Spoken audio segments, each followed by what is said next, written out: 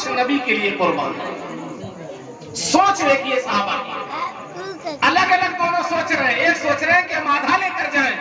اور دوسرے صحابی کیا سوچ رہے ہیں کہ ہم اپنا سارا مال، یہاں تک کی روایت میں آتا ہے کہ انہوں نے جھاڑو گھر میں دے کر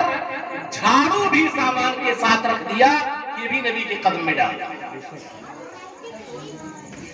یہ مسابقت کس کو کہتے ہیں؟ مبادرۃ الی الخیر، مسابقت، آگے بڑھنا، مقابلہ کرنا، ایک دوسرے سے بڑھ چڑھ کر کے حصہ لینا، جس کو ہم کہتے ہیں۔ لیکن یاد رکھیے صحابہ میں حضرت عثمان غنی رضی اللہ تعالیٰ عنہ بھی صحابی ہیں، نبی کے داماد ہیں، اور نبی کے ایک نہیں، سنگل نہیں، ڈبل داماد ہیں، دو دو اپنی بیٹیوں کی یکے بعد دیگرے پیغمبر نے ان سے شادی کیا تھا۔ اور مالدار صحابہ میں جو ثروت والے، جو بڑے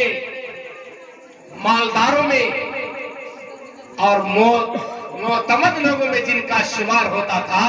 وہ حضرت عثمان غنی رضی اللہ تعالیٰ، عبد الرحمن ابن عوف،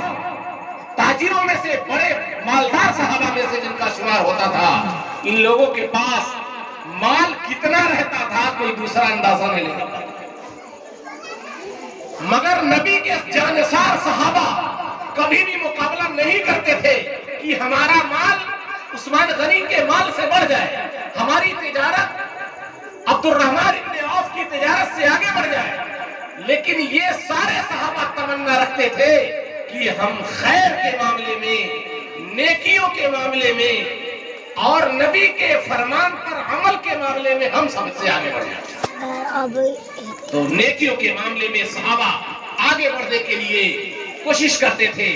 جس کو اللہ نے فرمایا تھا سارعوا الی مغفرۃ من ربکم وجنہ،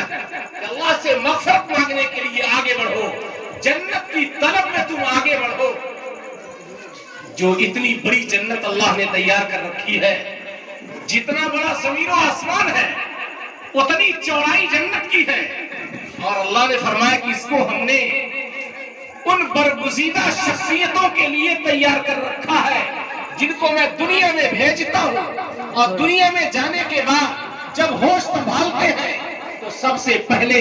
ان کے دل پر جو خوف، جو خشیت، جو ڈر اترتا ہے وہ اللہ کی ذات کا ہوتا ہے کہ اللہ نے کیا حکم دیا ہے، اللہ نے کس چیز سے منع کیا ہے، اللہ کے حکم کردہ چیزوں پر اپنی زندگی گزارے، اللہ کی منع کردہ چیزوں سے اپنے آپ کو روک لے، اور خیر کے کاموں میں اللہ نے جو جن چیزوں میں اللہ نے صحابہ سے یہ فرمائش کیا ہے، ایمان والوں سے مطالبہ کیا ہے تم یہ کام کرو، اس میں صحابہ بڑھ چڑھ کر کے حصہ لے۔ یہ نبی صلی اللہ علیہ وسلم کے صحابہ کی تربیت کا اثر تھا۔ آپ صلی اللہ علیہ وسلم دنیا میں تشریف لائے، آپ نے 40 سال لوگوں کے بیچ محنت کی، اور آپ صلی اللہ علیہ وسلم 40 سال کی عمر کے بعد آپ کو سب پہچانتے تھے، اچھا مانتے تھے، مگر آپ کو ماننے کے لیے تیار کوئی نہیں۔ مگر آپ کی قربانی دیکھیے، 40 سال کی عمر ہونے کے بعد آپ صلی اللہ علیہ وسلم نے جو صحابہ کو سمجھایا، اور کفر کی حالت میں تھے، وہ اللہ کو نہیں مانتے تھے، اور رسول اللہ کے رسول محمد صلی اللہ علیہ وسلم کو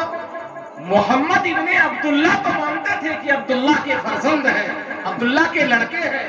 لیکن محمد الرسول اللہ ہے، اللہ کے رسول ہے، یہ ہم نہیں مانتے۔ سب کا یہ حال تھا۔ ایسے لوگوں کے بیچ ہمارے پیغمبر نے قدم رکھا، اور آپ نے محنت کیا، اور آپ کی محنت کس قدر تھی، کتنی جانفشانی کی تھی، سب دشمن ہیں آپ کے۔ جس نے سنا کہ محمد نے تو ایک عجیب دعویٰ کیا ہے کہ اللہ ایک ہے، ایسے وقت میں جبکہ پورے سال میں جتنا دن ہوتے ہیں، پورے سال میں جتنے دن ہوتے ہیں اتنے خدا مانے جاتے تھے، اتنے خدا تصور کیے جاتے تھے۔ ایسے میں کہہ دینا کہ کوئی عبادت کے لائق نہیں ہے، صرف ایک اللہ کی ذات ہے، یہ کتنی بھاری بات ہے۔ ہم اور آپ کو سوچتے ہیں کہ آسانی کے ساتھ یہ دین ہم تک چلا آیا، لیکن یاد رکھیے یہ پیغمبر کی جو محنت کا نتیجہ تھا، جو ایمان لایا آپ کے قدموں میں پڑا، آپ کے حکم کا انتظار نہیں کرتا کہ نبی کیا حکم دیتے ہیں، بلکہ نبی کا منشا کیا ہے، نبی کی چاہت کیا ہے، اس چاہت پر جو ایمان لاتا تھا اپنے آپ کو بالکل قربان کر دیتا تھا۔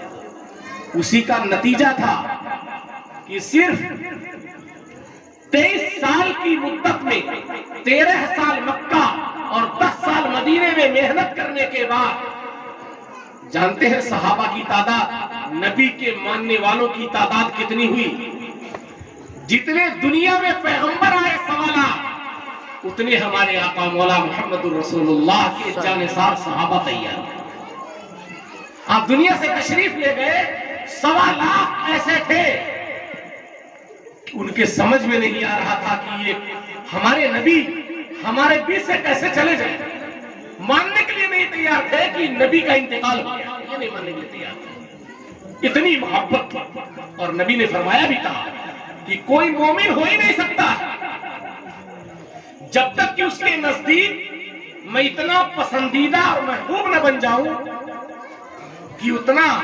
وہ اپنے باپ، اپنے بیٹے اور پوری دنیا میں کسی سے اتنی محبت نہ کرتا۔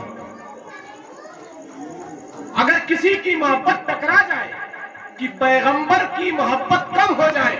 تو نبی نے فرمایا اس کا ایمان نہیں باقی رہے گا۔ اب سوچئے نبی سے کتنا مضبوط، کتنا گہرا رشتہ ہے۔ آپ نے فرمایا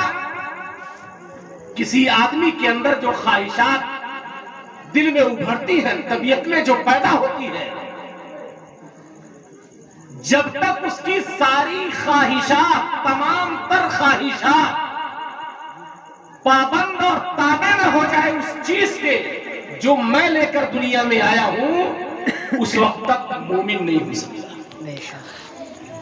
اب ہم اور آپ غور کریں کہ ہماری زندگی ہمارے آقا مولا محمد الرسول اللہ صلی اللہ علیہ وسلم کی زندگی سے کتنی میل کھا رہی ہے۔ ہماری محبت نبی کے محبت سے کتنے ملاپ کھا رہی ہے۔